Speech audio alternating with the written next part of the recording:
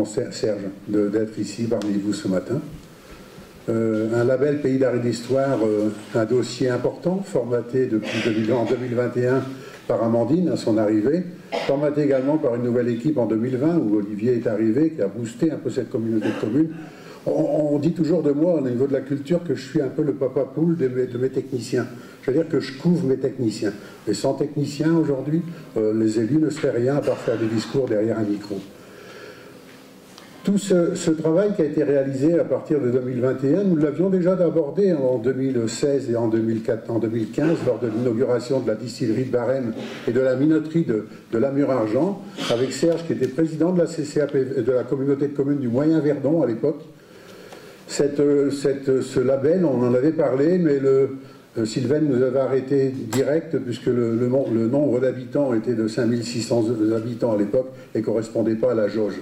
Remarquez, aujourd'hui, elle est soi-disant de 30 000, bon, il est arrivé quand même, hein, on va arriver dans ce cadre-là. 2018, effectivement, après la fusion des 5 intercommunalités, la prise de compétence de la culture à l'unanimité dans notre communauté de communes, et arrive 2020 avec des jours nouveaux au niveau de cette culture dans ce département, dans cette communauté de communes, et je suis très content, dans le cadre de ce label, c'est vrai que si je devais mettre des pièces essentielles dans ma vie, le 27 novembre en serait systématiquement un grand moment. Même si je faisais partie de la CRPA, donc je ne pouvais ni voter ni m'exprimer pour eux, mais entendre les commentaires de mes collègues à cette CRPA Aix-en-Provence à l'issue de la présentation superbe qui a été faite par 5 personnes, par 5 élus, ils n'avaient jamais vu ça en fait dans le cadre des labels Pays d'art et d'histoire. Et c'est franchement à l'unanimité, sans aucune discussion, sans aucune autre parole n'a été prononcée. C'est à l'unanimité qu'ils ont accepté ce label, qu'ils ont validé ce label. Aujourd'hui, c'est un grand jour puisque c'est la signature de la convention. Je dirais que le département, ben oui, le département quand même, il est attribué ce label, qui a, comme le disait Maurice, attribué depuis 1985 par le ministère de la Culture, aux pays qui s'engagent dans une politique d'animation et de valorisation de leur patrimoine bâti, naturel et industriel, ainsi que l'architecture. Il existe, si je ne m'abuse, mais Sylvain va me reprendre, 71 territoires labellisés en France, ce qui n'est pas non plus énorme. 200. Combien? 200 territoires. Oh, on a fait du boulot depuis le temps. Il y a des villes et des pays. Ah oui, il y a les villes et les pays, oui, mais enfin bon. Hein.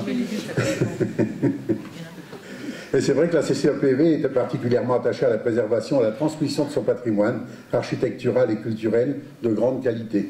Cette labellisation vient donc couronner son engagement en ce sens. C'est également une récompense pour tous les efforts produits pour améliorer le cadre de vie. Il faut dire que ce territoire jouit de nombreux atouts. Mais je pense que vous le connaissez puisque vous êtes là. Hein. De nombreux espaces protégés à travers le parc national du Mercantour, le parc national régional du Verdon, la réserve nationale naturelle géologique de Haute-Provence et plusieurs pépites. On reviendra dans les mois qui viennent sur les pépites puisqu'avec la D04, le département a mis en place ce qu'on appelle les pépites. Et on a 12 pépites dans notre département qui ont été sélectionnées. Et sans vouloir vendre la mèche, parce que sinon, si le discours est enregistré, Christian, je vais me faire engueuler par la présidente, vous êtes bien parti dans ce secteur, vous avez quelques pépites. Elles ne sont pas à revendre non plus, hein, c'est pas des pépites d'or, Bernard Archevoix-Rivet, c'est des pépites. Hein. Plusieurs pépites majeures au cœur de la destination touristique, Intense Verdon, et de la stratégie touristique départementale. Le lac d'Alos, les gorges du Verdon, les grès d'Anote, les stations du Val d'Alos, etc. La politique également, la possibilité de pratiquer les sports de nature, la randonnée pédestre, les sports aériens, les sports nautiques et d'eau vive, le cyclotourisme, le VTT, l'escalade et j'en passe. Un patrimoine culturel exceptionnel avec les fortifications Vauban de Colmar-les-Alpes et d'Entrevaux, l'ancienne cité médiévale de Petroa-Castellana, la cathédrale de Senez et les villages et cités de caractère que j'ai l'honneur de présider. Bref, c'est un territoire vivant, je dirais même vibrant, où la culture est présente toute l'année. À ce titre, songeons au réseau actif de bibliothèques, brillamment animé par l'intercommunalité, les écoles de musique également très brillamment animées par la communauté de communes, hein, sans oublier un tissu associatif dynamique, hein, je ne vais pas tous les citer, j'irai simplement à Agriculture La Chouette, que j'ai vu le président, il n'est pas très grand, mais je l'ai vu tout à l'heure, le président de l'agriculture. Pacte 04 qui est présent également, qui est un des événements qui ont marqué l'année 2023 sur le secteur d'Entrevaux. Mon camarade Laurent avec son festival en sauce qui va attaquer sa 14e édition également cette année.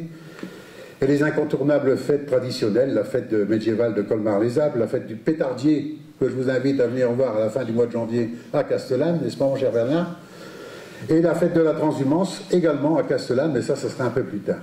Rappelons également que le village d'Entrevaux, Lucas il est là, il s'est vu remettre quasiment en même temps le label convoité de plus beau village de France, rejoignant ainsi le cercle fermé des 170 villages primés en France.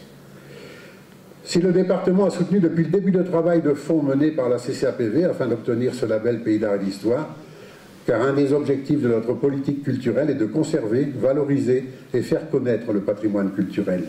Le Pays d'art et d'histoire participe pleinement à cet objectif, garant d'une démarche de progrès et de qualité.